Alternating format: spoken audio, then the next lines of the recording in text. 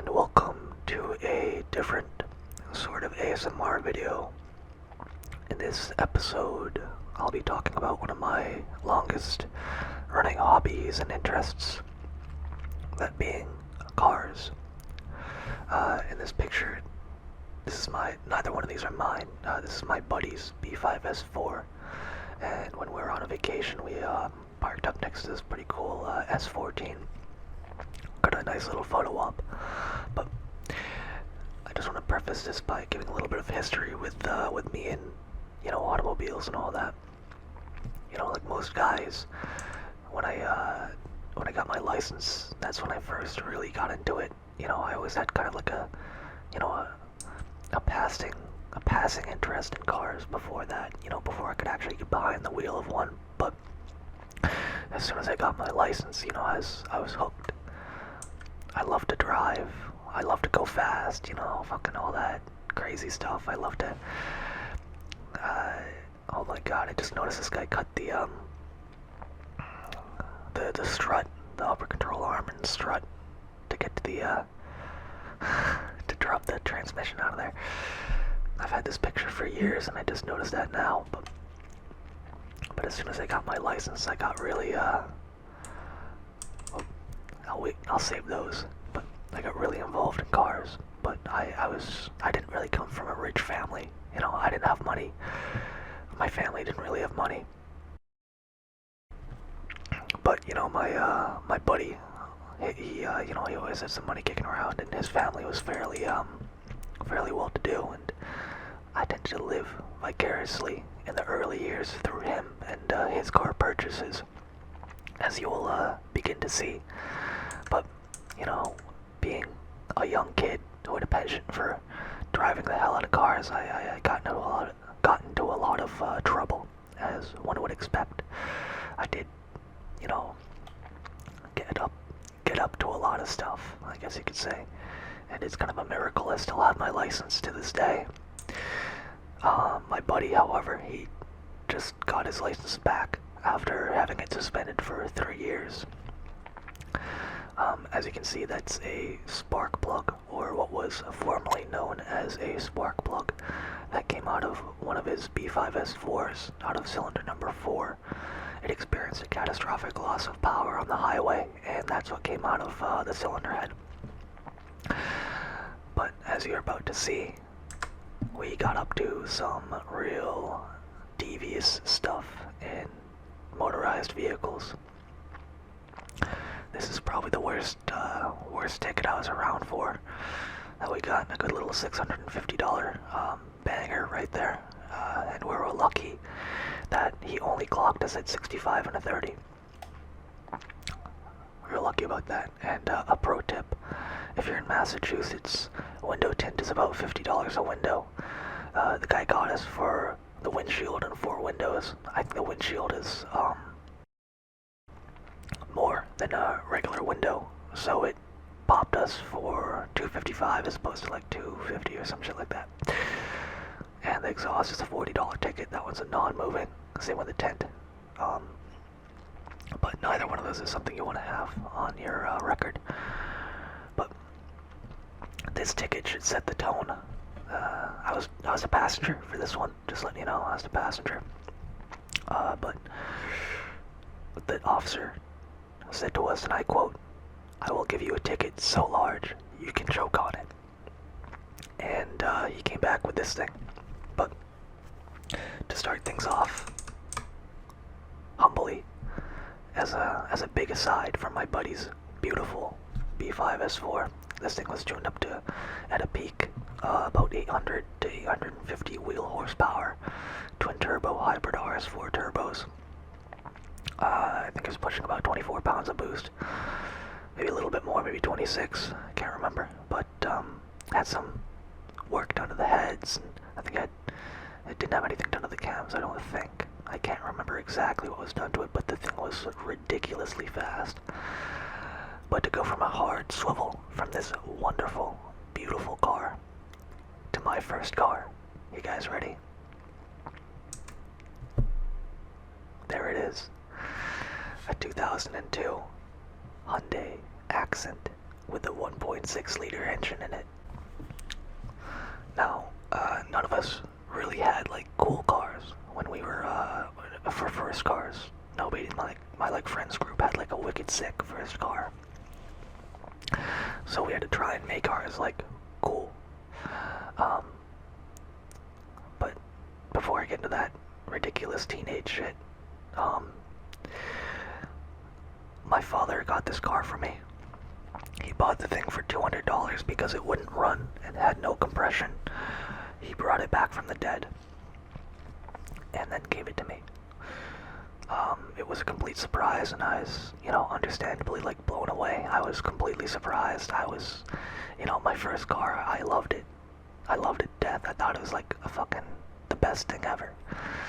So, naturally, I thought I could do anything with it, do burnouts and fucking go fast in it and all that nonsense. But it really was a very thoughtful gift from my father. He bought a decent car to start too, because it was like, even though it was a 2002, the thing was like, it might as well have been from the 80s or 90s. It was dead simple to work on. If I had to do anything to it, if I had to do any work, it would have been simple. He would have helped me out with it, but as you're about to hear, that the car didn't last too long.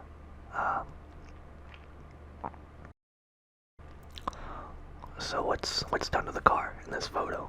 Being teenagers, we plasti dipped almost everything we could plasti dip. The side trim, the wheels were plasti dipped, the gas cap was plasti dipped. The only good parts that came out of it were the wheels. The wheels actually came out pretty nice from what I remember. And the grill used to be body colored. We plasti dipped that, as well as the grills down here, and that actually did look a lot better in my opinion. We also plasti dipped the taillights of the car. Here is a word of the wise: do not ever plasti dip the taillights of your car. Don't just don't do that. It's a bad idea. It's an easy way to get rear-ended or a ticket. But that was the sort of teenager I was, and I thought this car was like, pretty fast and all that, because it was my first car. I had no frame of reference for the car, so I thought it was like crazy. So one night I decided to get this thing wide open, and I got it up to about 85 miles an hour. And you may be thinking to yourself, gee man, that's not really that fast, 85 miles an hour. Well, I was doing it on a 2-lane back road where the speed limit was 40, and I got, popped. This was way back when I was 17, which is the only reason I wasn't arrested that night. I was still 17. But I got popped. The cop pulled out, and I ran in this. It had about 115 horsepower from the factory, and that was before it lost all its compression. So needless to say, I was about to get caught. So I decided to try and jump off the road, kill the lights and take a side road, while I crashed into a cranberry bog. Long story short, I was then charged with reckless driving, reckless endangerment, felony evasion, speeding. I think there was another one mixed in there, but 2 of them are criminal. I had 2 of them are criminal charges, and it made the paper the next day. If only in the, the small pages about like police activity, single vehicle wreck, and all that. But I wasn't arrested somehow. I still don't understand that to this day. How I wasn't arrested even though I was 17. It was pretty bad. But that's what got me sentenced to 120 hours of community service. That's what had me doing the Meals on Wheels in this car, by the way. And helping out the old people and all that. Repenting. Did I learn my lesson? Absolutely not. Did I learn my fucking lesson? What are you, stupid? I did not learn anything from this. I learned that you can get away with it if you're still 17. was shot on the Plymouth Beach here, right down on exit or Route 3A. You're going down, it's by that big old, I think it's the Pilgrim Sands Hotel. Yeah, Pilgrim Sands Hotel. It's in that lot beside it. You'll see I got a bit of a penchant for taking photographs of cars. I'll save that for a little bit because I still got a bit to say about the Hyundai. But so after that, the radiator was kind of fucked up on it, and well, it wasn't running right ever, and it overheated a couple times, and finally it got traded in on my father's new truck for $500. So the guy made a $300 profit in the car, but he lost respect of his son. So turns and roundabouts, turns and roundabouts. But after that, he sold me another one of his cars, the 2008 Mercury Milan Premier with a V6. Now, I really did, love this car a lot. I fucking loved it. I thought it was, because it was actually fairly quick. It's not a slow car. The V6 puts out about 225 horsepower from the factory. It's a 3-liter Duratec. And those Duratec's are actually, wicked nice motors.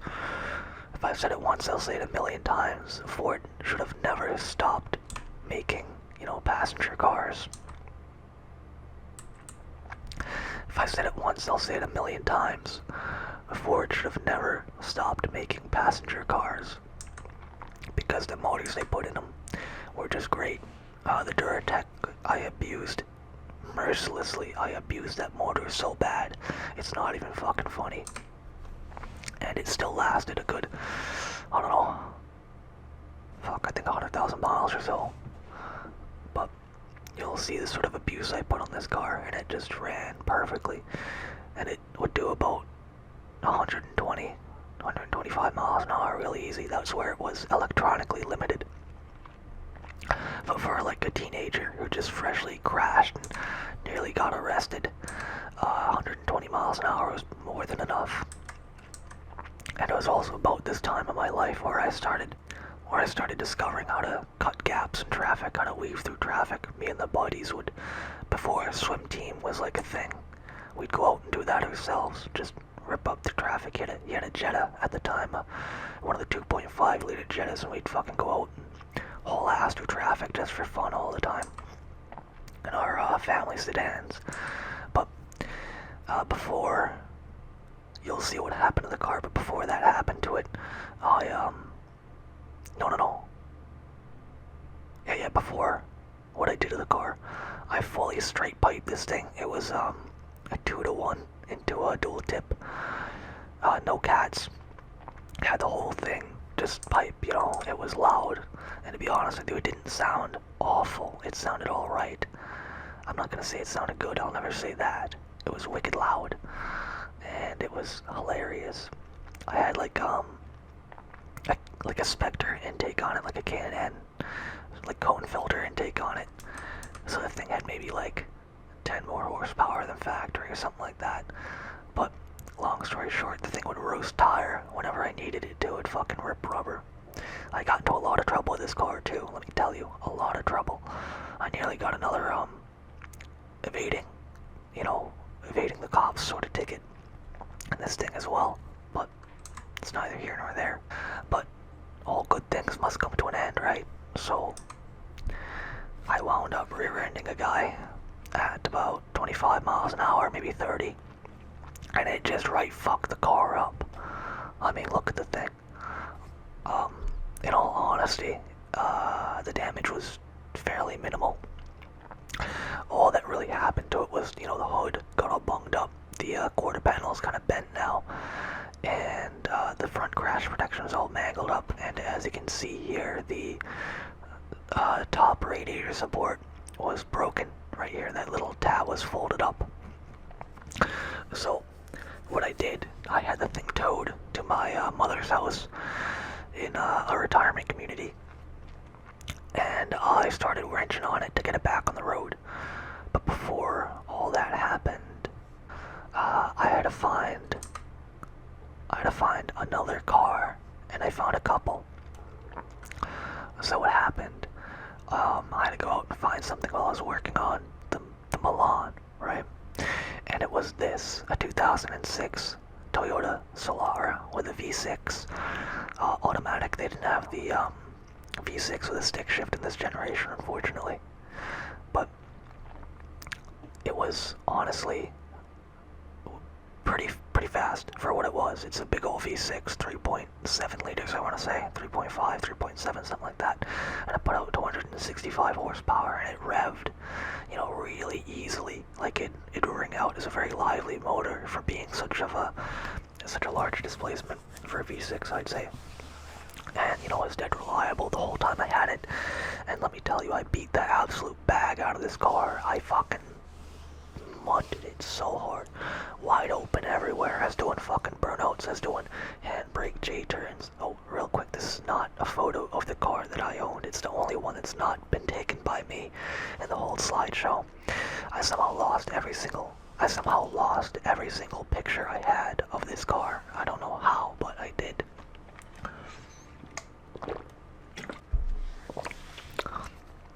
But I used to have this thing wide open everywhere. Like I was saying, handbrake skids, burnouts, you know, and it would do it all. And I hate saying it because they're really ugly chicks cars. But if you're looking for a really easy car to learn how to drive in, like drive hard, in a performance-orientated sort of way, I really recommend these things. The chassis is not the stiffest, but it's stiff enough, you know, with a two-door and all that. The suspension is fairly soft, but that does give you an opportunity to get a lot of feedback through the body roll and how the suspension is behaving over bumps and through corners. It gives you a lot of feedback through the wheel and pedals, and it's a very forgiving car. That's the biggest thing. It's a very forgiving car. You can use the throttle as kind of like an on-off switch for the lift-off oversteer if you get good at it, because it's got enough power to really just rip through the front rubber and create understeer on demand. And when you lift off, it does have a lot of weight transfer because the suspension is, like I said, still fairly soft, and it will transfer the weight to the front, and the rear end will lift fairly easily. And it's really easy to control that motion in this car. The steering is responsive, it's quick, and like I said before, there's a lot of feedback through the body, the wheel, and the pedals. If you're looking for a cheap, easy car to learn how to beat on and drive for the front-wheel drive platform, these are it. They're still cheap, they're dead reliable, they're fast enough, and this is when I really started getting bad about cutting gaps in traffic, I'd say. Getting real bad about it.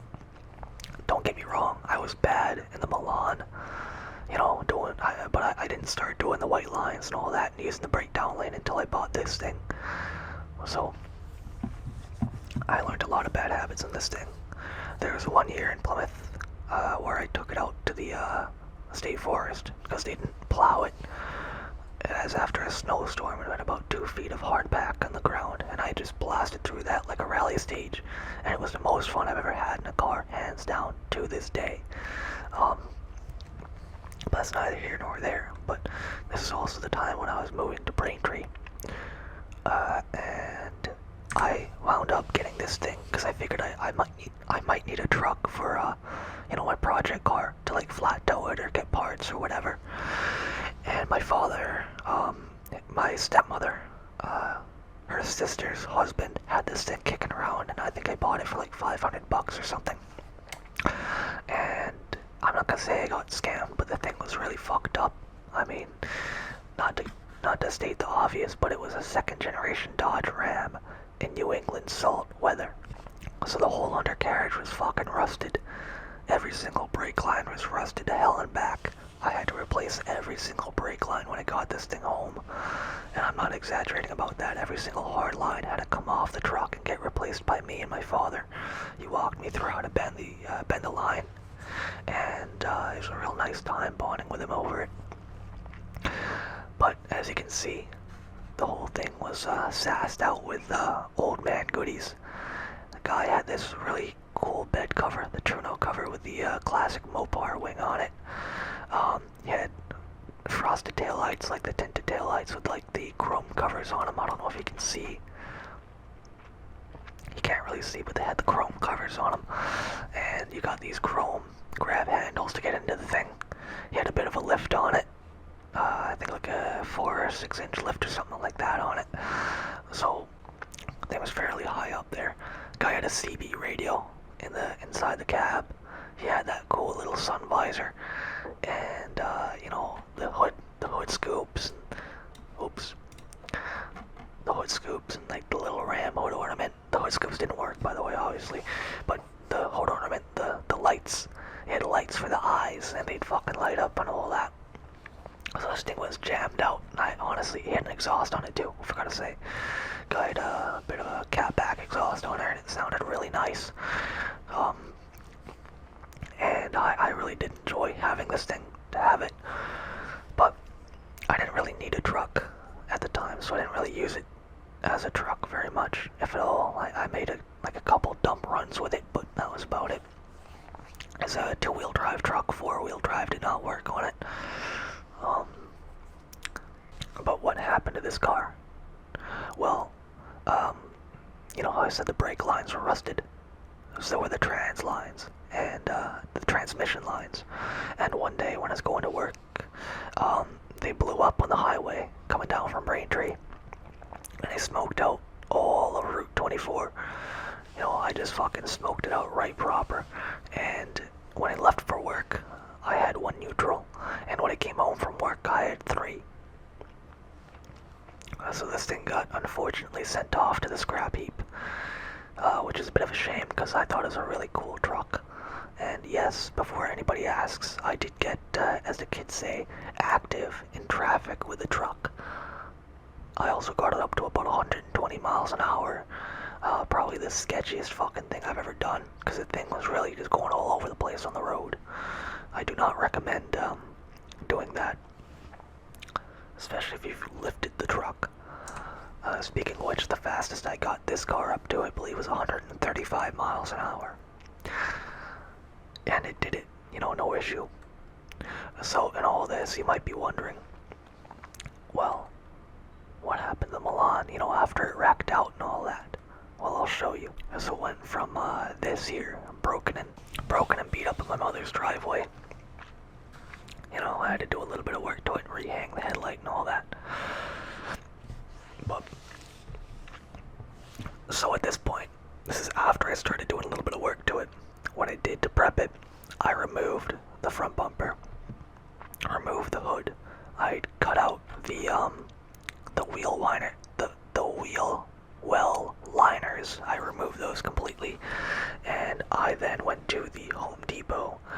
I bent this down first, removed the bolt, bent that tab back down, and then I went to Home Depot, got a piece of angle iron, or 2 pieces of angle iron, one for the top of the brace and one for the bottom, and I drilled and tapped a new hole in the plastic, and used the angle iron to hold that down.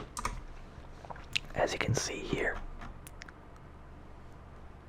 it actually held up extremely well, I'd say. Had a whole bunch of fucking cables hanging off the thing. It looked all greasy for a while. But this is how I drove it for about 2 seasons. I drove it for about 2 seasons like this. Without the hood, without the front end, just running around, no issue. I rehung the headlight. They both pointed the right way, and you can see that cold air intake. Without the hood, it really was a cold air intake at this point, but the aerodynamic drag of not having, you know, body panels in the front kind of counteracted that, at least for higher speeds. In terms of acceleration, weight reduction is weight reduction. Let's be honest here. So the thing was actually quicker now than it ever was. Still straight piped, still obnoxious, and I made it worse by completely gutting the car from the front seats back. I cut the carpet out, cut the headliner out, got rid of the rear seats, got rid of all the rear trim. But being a teenager, I decided to keep the rear speakers, the subwoofers, because they were kind of banging, you know. But as you can see in this picture here, the bare metal that was now exposed for my debauchery.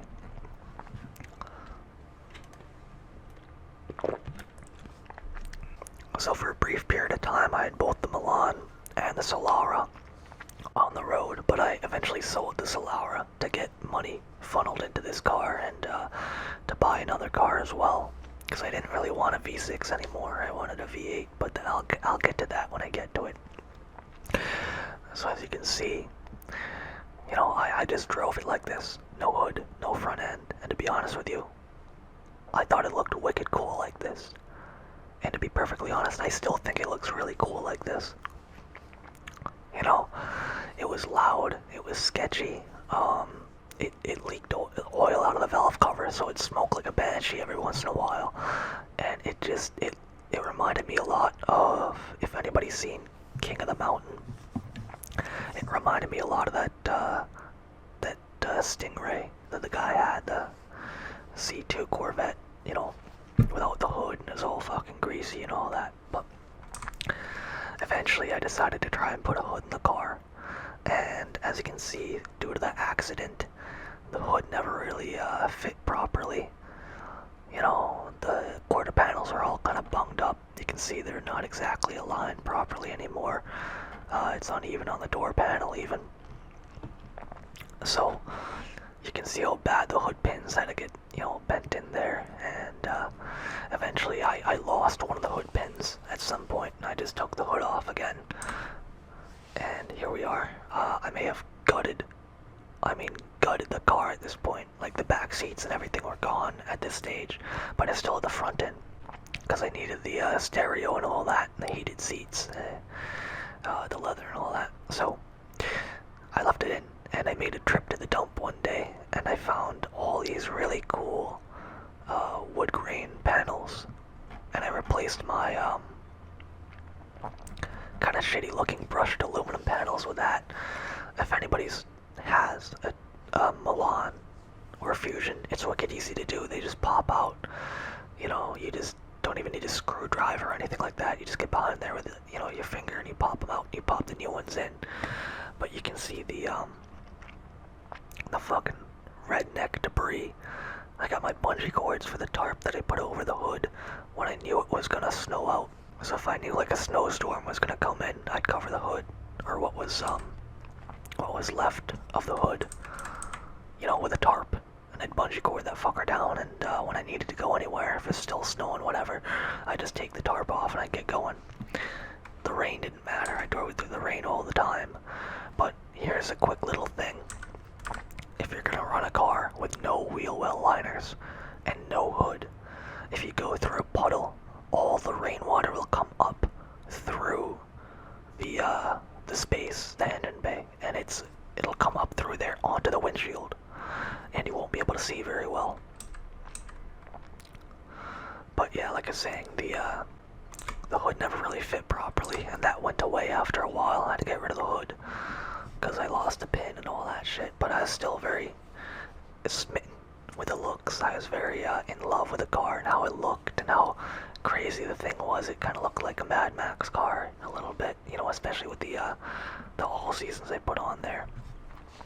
I always thought it looked pretty sharp. I mean, you're free to disagree with me about that, but you're wrong.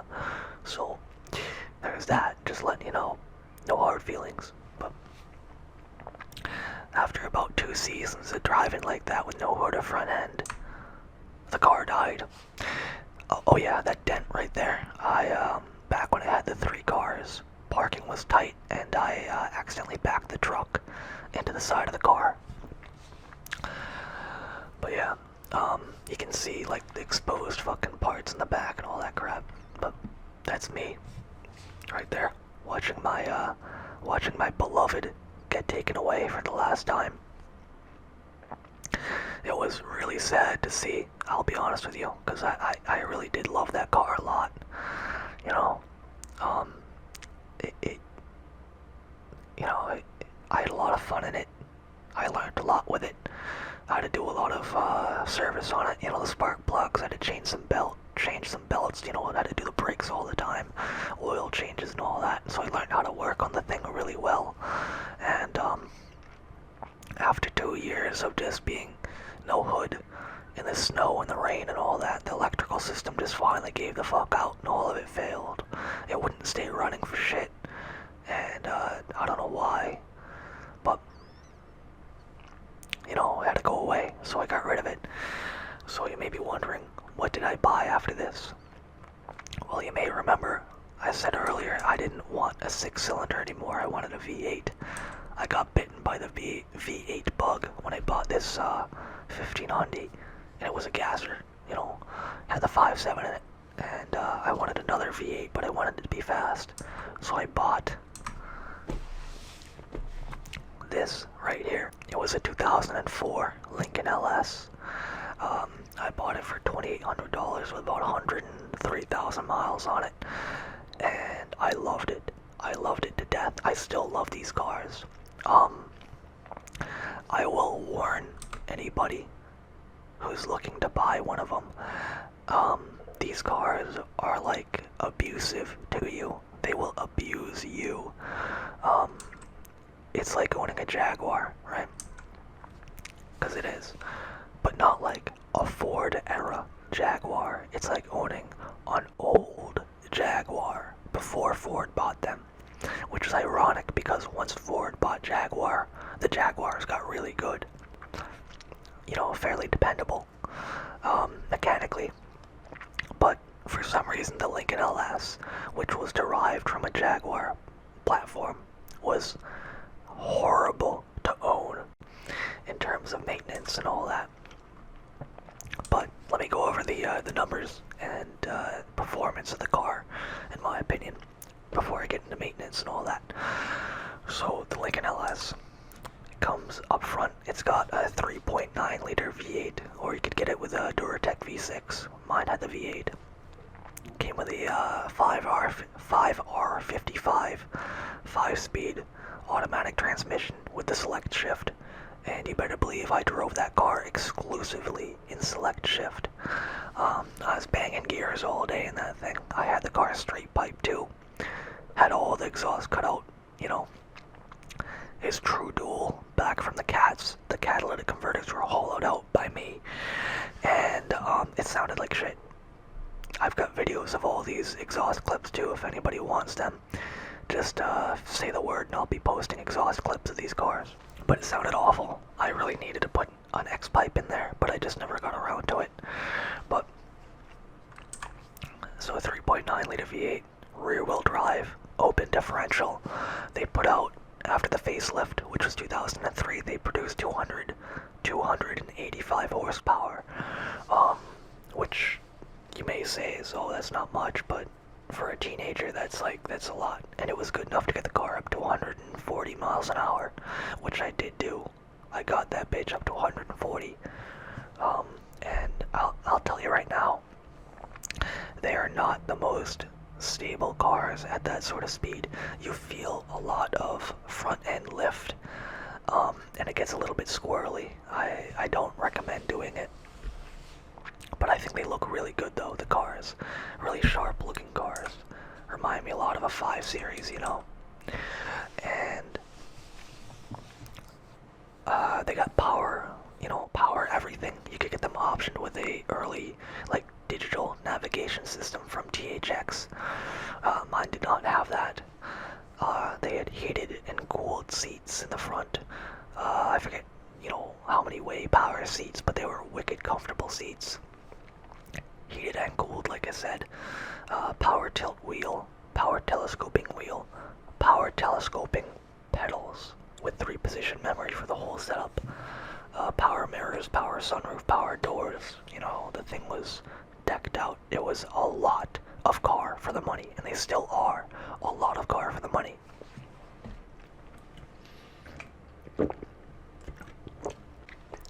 But, you know, I figured out pretty quick how to do burnouts in the car. I beat the shit out of the car hard. Wicked hard. And it could take it for a little while, and it handled. These cars handle extremely well. That's a shitty picture. They've got double wishbone suspension in all 4 corners, fully aluminum.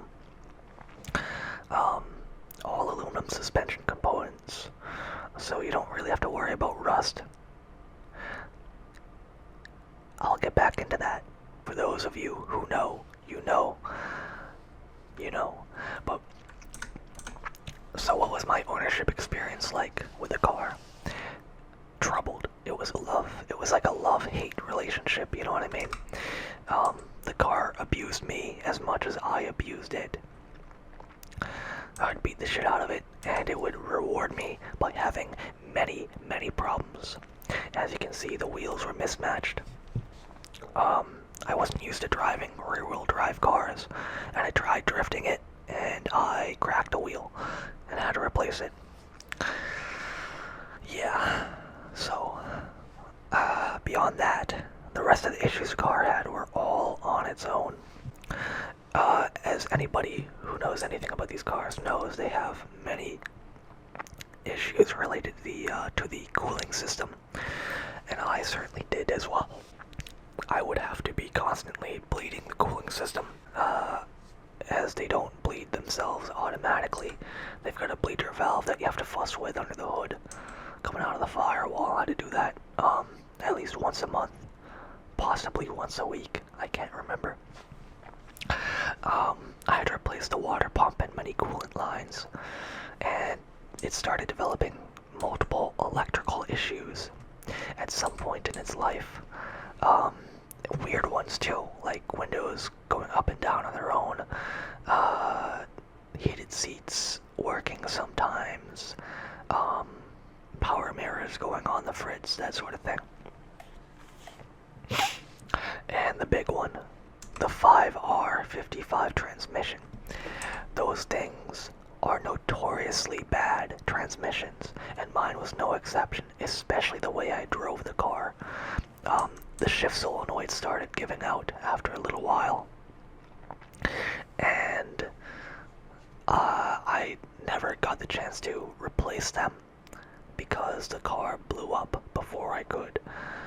That wasn't any fault of the car. That was my own fault that it blew up. But if it wasn't going to be the motor, it was definitely going to be something else. So,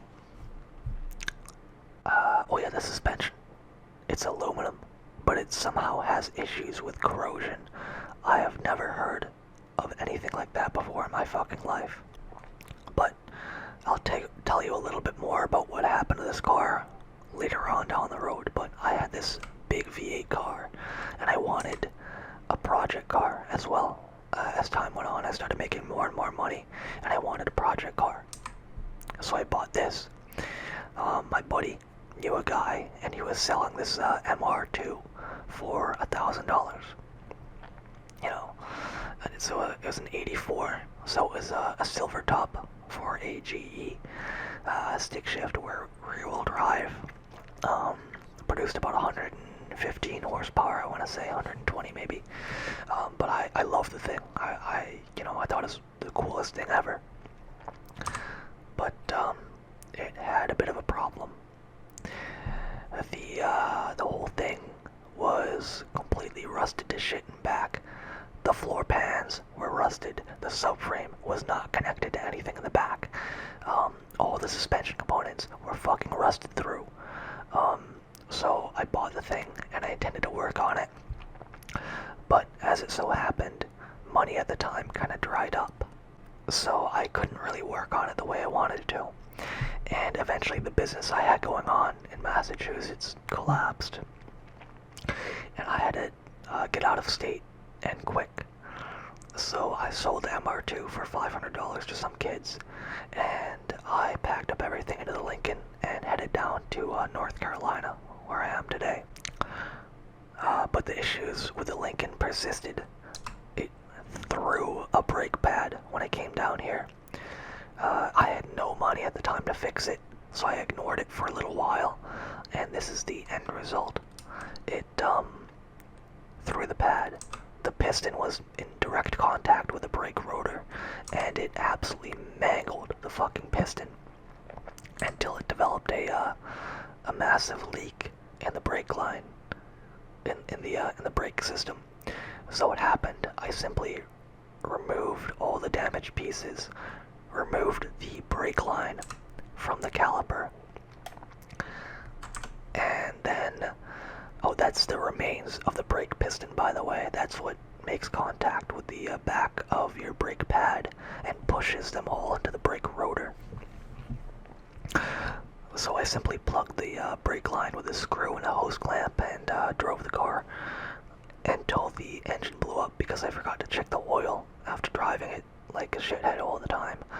And it was like wicked low and it spun a bearing. So I had no money at the time. I was in severe financial difficulty, so I could only afford like a $500 car. So I found the biggest mistake of my life. This bad boy right here, a 1998 Cadillac DeVille d'Elegance, a big old 4-door American sedan. Well, guess what? The thing was great in the wintertime, but as soon as the weather heated up, it overheated massively, catastrophically, and no matter what I did to it, it would never stay cool again. So I had to sell it. As you can see, that's what was inside the cooling lines. It looks like fucking diarrhea.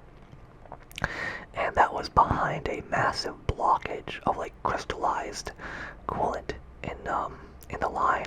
As you can see, I had to cut the line, and unfortunately I don't have a photo of the blockage, but I had to find another car again fairly quickly for cheap. So I found this.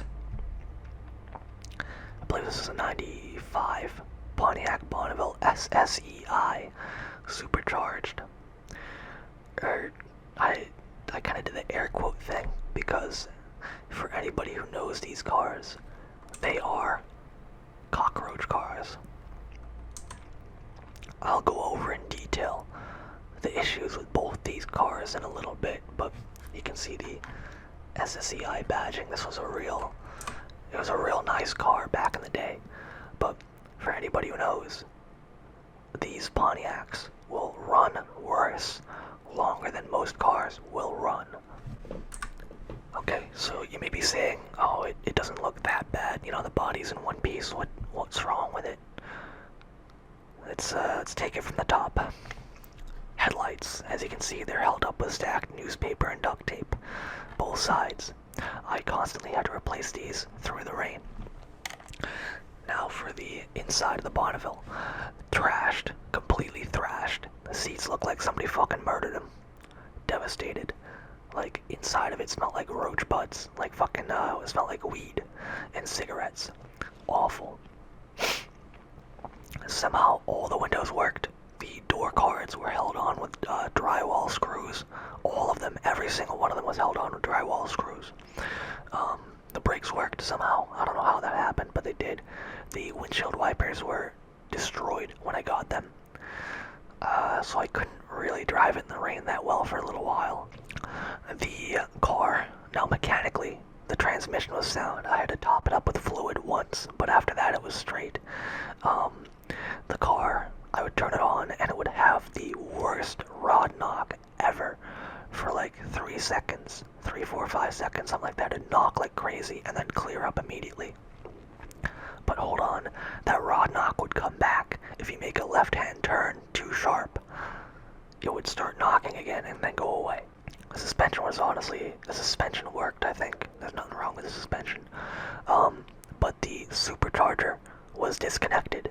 Why? Because the blower pulley had so much fucking play in it, it was slamming around inside the supercharger's snout, damaging it, thereby necessitating the previous owner to disconnect it completely. It also developed a fuel line leak under the hood, which sprayed gas all over the inside of the hood, and it still never caught on fire. It was truly a loyal car. And what was wrong with a Cadillac, besides overheating all the time? Well, as you can see, the rear suspension, the air suspension, did not work on both sides. The headlight right here, like the side marker light on the other side was fucked up. The thing would eat wheel bearings on this tire. When I bought it, I originally wanted $400 for the car. But the guy wouldn't go for it, And I said $500 and we'll do the wheel bearing. He's like, alright. So we replaced the wheel bearing, and within a month the wheel bearing was already fucked back up again.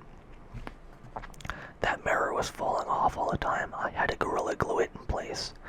You can hear it purring away like a kitten, though. It was really quiet, and when it was running, it was honestly a very quiet and comfortable car. I kind of liked it a lot, to be honest with you. Even though it was all fucked up, it was filthy. It would destroy the rear tires because of the suspension situation. As you can see, the clear coat was peeling on all of it. And that's the inside of the car. I'll just leave you with this image for a little bit. But the thing was absolutely filthy on the inside. You know, just gross, real fucking greasy car. And it smelled like fucking cigarette butts and weed on the inside. But I can imagine it being honestly a really cool car back in the day. And the best part about it, 87,000 miles. But the thing wasn't worth a fuck, because it wouldn't stay cool. And it also had some issue with the anti-lock brake that came up after it sat for a little while. But honestly, I'd buy another one. 87k miles on the thing. Crazy. So, quite naturally, I got tired of having these shit boxes, and I saved up for a little while over COVID, and I bought something that's actually still with me today. Now we're getting into the cars that I still own. The first of which being this. I bought this for $1,250, a little C280, and I still own this car after 4 years. Yeah, because that's 2020, and I still own it. I bought it with 170,000 miles on it, I think, and it's got 276,000 miles on it now. When I first bought it, it needed that little side marker light, and as you can see, it looks like the guy hit some sort of animal on this side of the car. But beyond that, the thing was completely straight. Had a bit of an exhaust leak that I patched up, but mechanically the car was completely just fine. You know, it ran great, brakes were good. Really an attractive car, and from this day on, you know, I was really in love with Mercedes cars. It was all I would buy. It's all I'm gonna buy forever now, and not like new Mercedes. Fuck that. I mean like old Mercedes cars. That's the inside of the thing. As you can tell, it's honestly like really clean. The inside is in good shape, but the headliner is coming down, and it's been coming down since I bought the fucking car. But really nice on the inside. You can still see the Cadillac up there. It's being used for storage at the moment, or it was being used as storage at the time. And you know, really clean little car, and I was really happy with it. This thing's taken me up and down the East Coast, down to Florida, up to Massachusetts, back down to Florida, multiple times, over and over and over, and it's done my 100-mile round-trip commute without any issues. This is a few beauty shots I took of the car when I was in Florida. I really like this one here because it looks like something out of the 90s, you know. But it was around this time when I moved to North Carolina that I stopped driving like a maniac. Ignore these. I did not do this. That's not me. But I stopped driving like a maniac because I got tired of getting all these tickets and fines and doing all these remedial classes for driving. So I slowed way down, you know, and started to take it easy. But this thing has served me extremely well, and I really do got to do some work to it to get it back to its former glory. And as I go through the rest of these pictures, you'll see some subtle changes to the car as time goes on. You know, I'll point them out to you, but I'll move on to my next purchase because I wanted like a weekend car. I was fine with dailying the C-Class, but I wanted something else to try and keep the miles off the C-Class and road trip the second car and use this for daily driving. So I bought this, a 1988 300 CE. Oh yeah, let me go over quickly the specs of both the cars. The 1999 C-Class came with a 2.8 liter V6, a 5-speed automatic transmission, rear wheel drive, 200 horsepower from the factory. And this 1988 300 CE came with a 3-liter straight 6 single overhead cam M103 motor, producing roughly 175 horsepower from the factory with a 4-speed automatic going to the back wheels. Now, the 300, I still have this today as well. It's got about the same amount of miles as I bought it because it's only a 4-speed, and I realized pretty quickly that if I'm going to use it for road trips, it's going to be doing like 60 miles an hour the whole time, and that's not ideal. But you can see it's a really sharp looking car. I love the looks of it.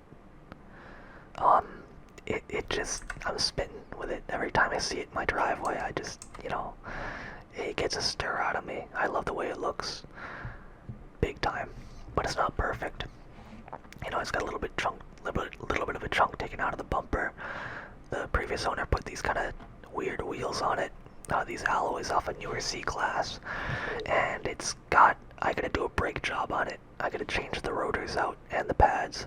It's not that bad, but right now money's kind of tight, so I gotta wait a little while. But overall, the thing's really cool.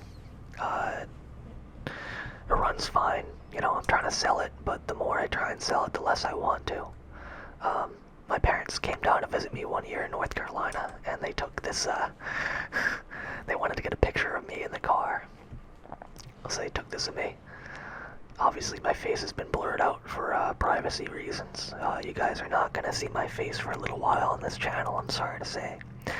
But if I look kind of proud of myself with this thing, that's because I am proud of myself. This car was really, it still is the coolest car I've ever owned. It's just a piece of history. It's a really rare body style. I mean, really rare. You don't see it that often anymore. As you can see, I bought it with 177 on the clock. You can see these really old school gauges. Got the oil pressure. You've got your old idiot light strip and a clock for some reason. I got some photos of the inside of it here.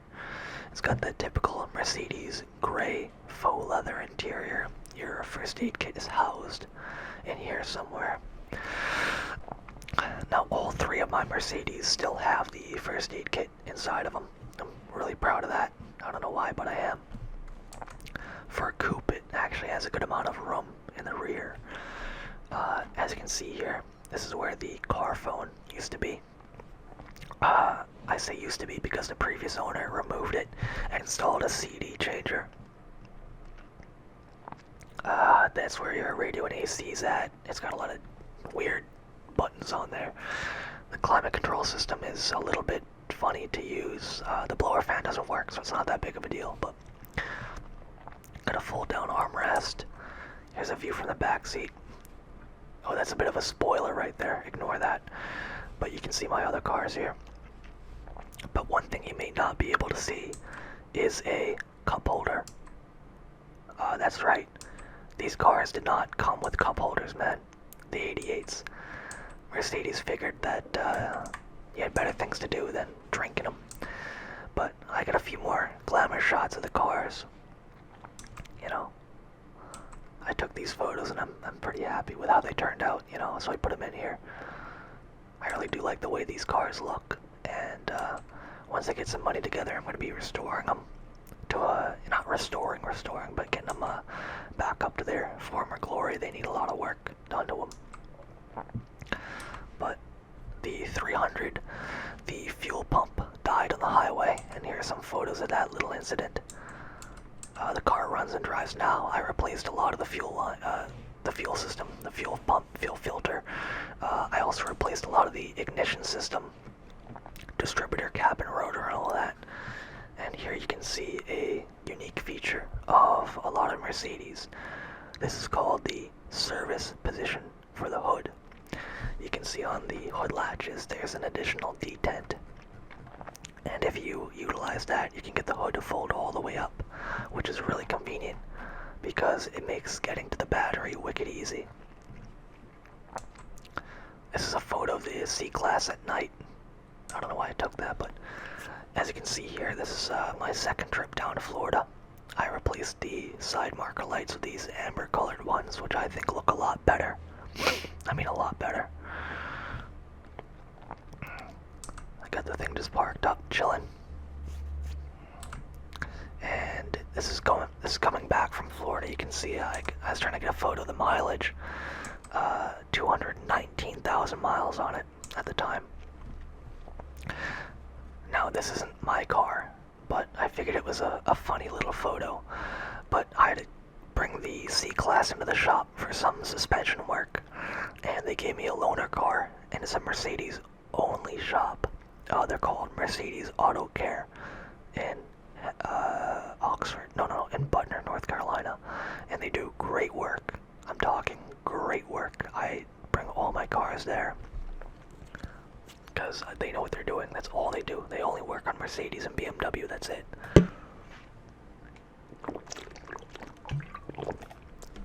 But they gave me an older E-Class as a shop rental, and I thought it was pretty funny. But I got the car back, you know. By the way, that is the cup holder you get in the E-Class. That is your only cup holder. A little picnic table. There we are. This is after I got the fuel pump and filter replaced. I got the thing back on the road and, driving it around and all that. Let's see here. That's from another trip down to Florida. Just thought that looked nice, that's from a very late night checkers run. I think that's about 11 o'clock at night. I got the craving for some checkers. And that third trip, is also when the car finally hit 250,000 miles on it. I was extremely proud at the time, and I still am extremely proud of the car. As you can see, this is just another shot of the two of them. And let's see here. Nope, this is from my trip to Massachusetts with a thing. As you can see, that's my stepmother's. May she rest in peace. She passed away on Christmas.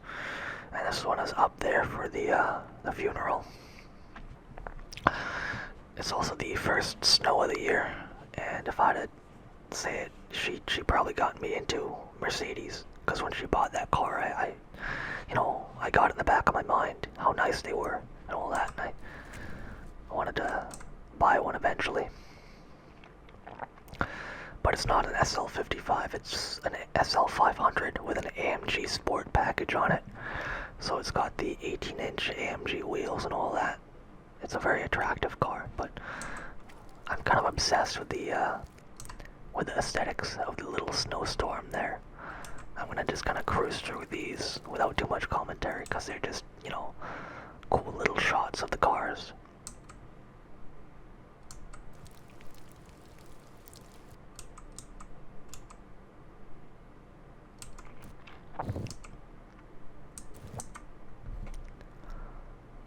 Alright, so after this, I realized pretty quickly I actually needed a big car for road trips to fit all my luggage in.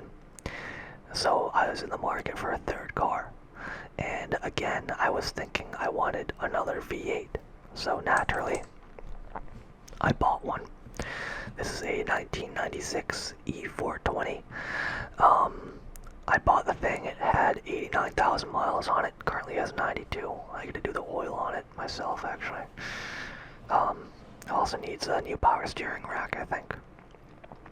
But I bought that thing for $4,500, and it's got the V8 in it, 275 horsepower, I want to say, going to the back wheel, It's an open differential, 5-speed automatic, which is why I needed this as opposed to just using my E-Class for road trips, because I wanted something I can just cruise down the highway in and barely turn any RPM. So that's what that was about. 75 miles an hour is about 2,500 RPM in that car. 2,600 RPM actually. And it's got a lot of space in it. And it's pretty fast. You know, I finally wanted something fast again, you know, with a V8. And I took the muffler off the car as well, and it sounds pretty nice as well. I got a video of that, without the muffler and all. But it sounds really good, and it's fast.